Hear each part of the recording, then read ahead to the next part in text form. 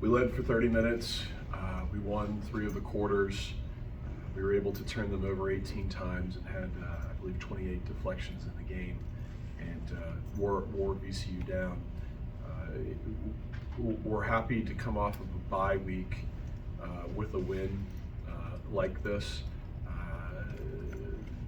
Wasn't our best game, wasn't our sharpest game, but a lot of times when you come off a bye week, you're going to have that.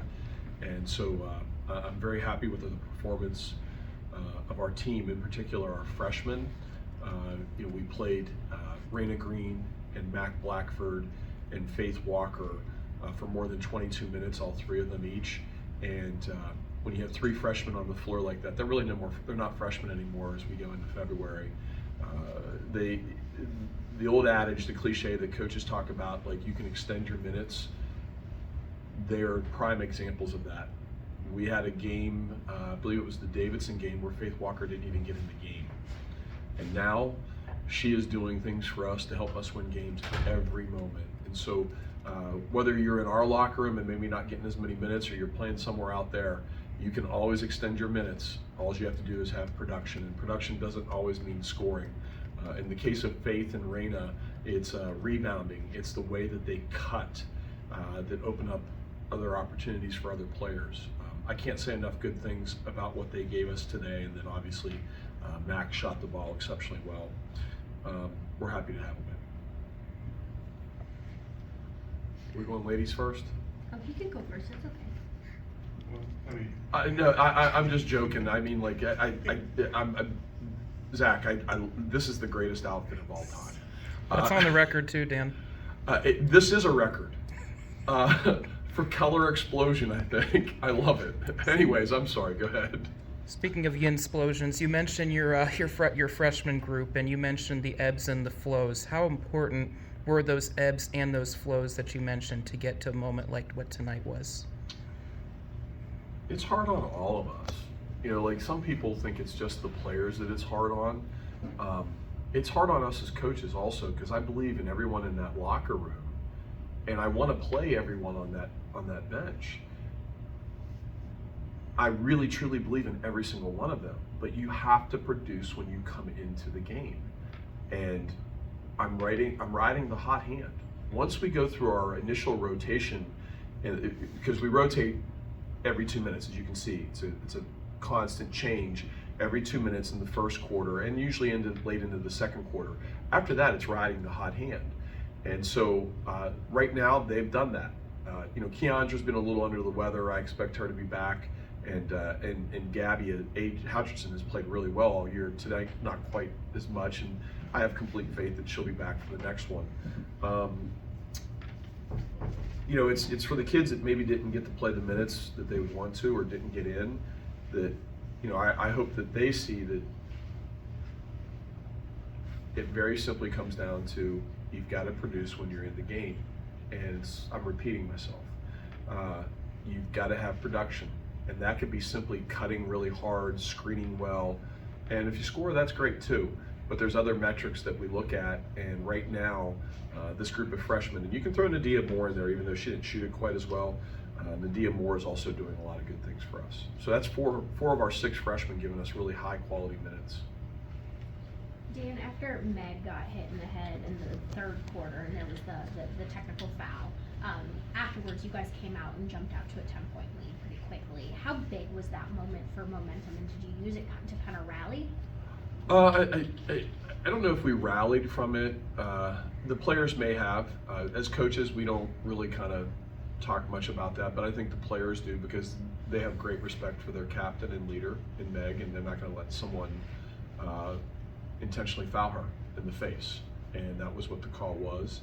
I think Megan got underneath the player's skin consistently all game, and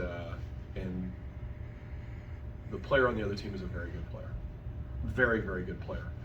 But tonight I felt like we did a really nice job in how we defended her, and she still finished with 19, but she had to take a lot of shots to get there and had to exert a lot of energy. I just think we led for 30 minutes, almost 31 minutes, but we just could not create the separation that I thought we should have had. we had a missed layup at the beginning with Meg. We had a fumble with Ramey on the backdoor cut. We had another play in front of our bench at the third quarter where we could have extended it into double digits, and we missed it, and they went down and hit a three. We just couldn't put a run together of substance tonight, to me, and that's kind of sticking to me right now. I have to be able to celebrate this, but I would have liked to have seen us extend a run one more time, and we just didn't quite have that. Coach, there was a few loud blocks tonight. You could tell the players are getting hyped after every one. What does it mean to you to see the players love to play defense like that?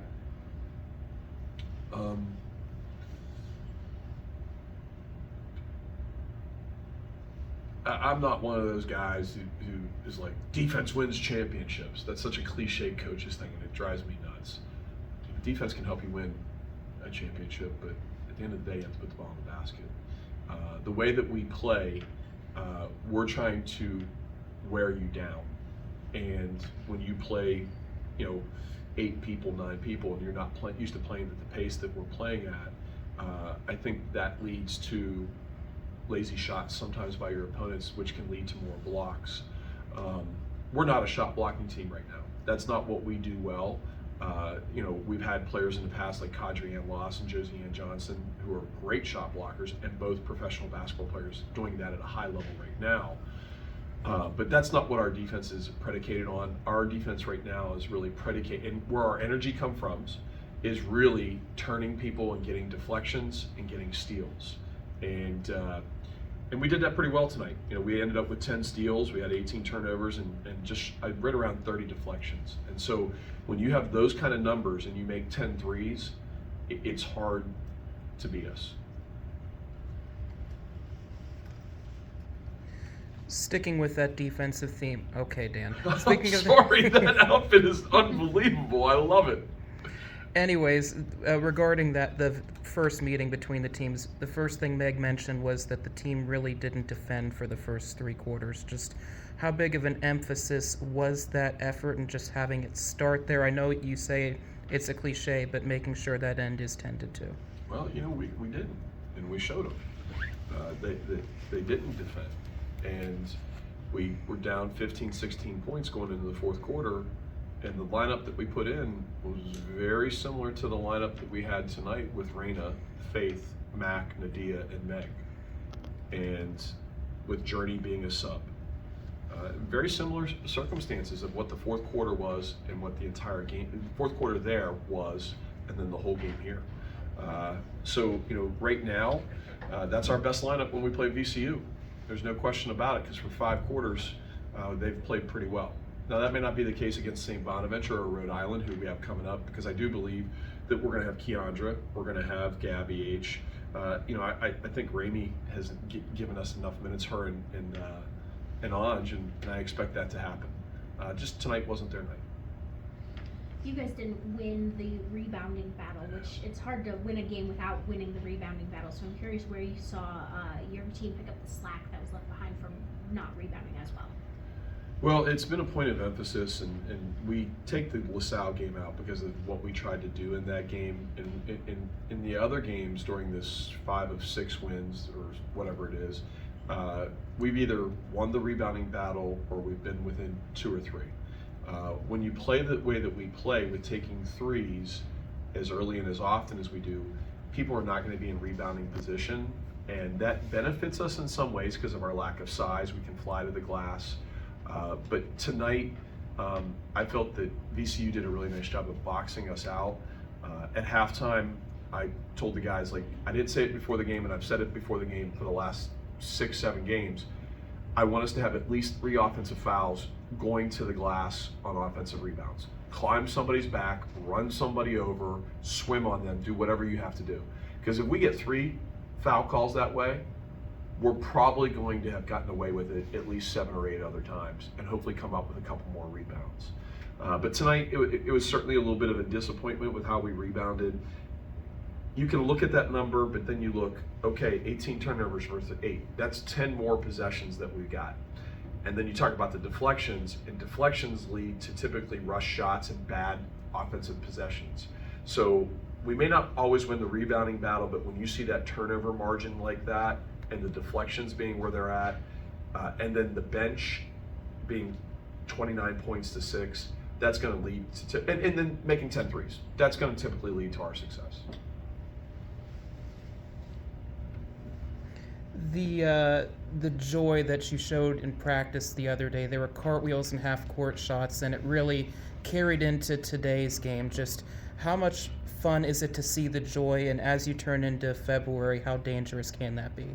Well, we have some kids on this team that have played at other places, and they've shared with our freshmen that this isn't normal.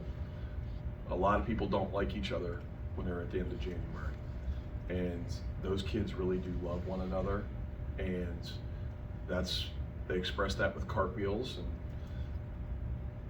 doing crazy things before practice begins, and you have to make it fun. On Monday, we came off of a week, and we took Monday and Tuesday, and we were supposed to go about a half hour longer each day, and we had gotten our work in. We had great focus, and we had really gotten after one another. Why do we have to extend it any longer? That would be just coaching the coach. So we cut practice short, and we got them out of here, and they came raring out the door. Didn't start slow like we did at VCU. They're a really easy group to like, every one of them, and they really care for one another. And when you have that, it makes you really dangerous when you get to February. And we have to stay physically healthy and fresh, and mentally healthy and fresh. And we are on that track right now. Thanks, Coach. Thank you for supporting women's basketball. And if you could only see Zach's outfit. Thank you.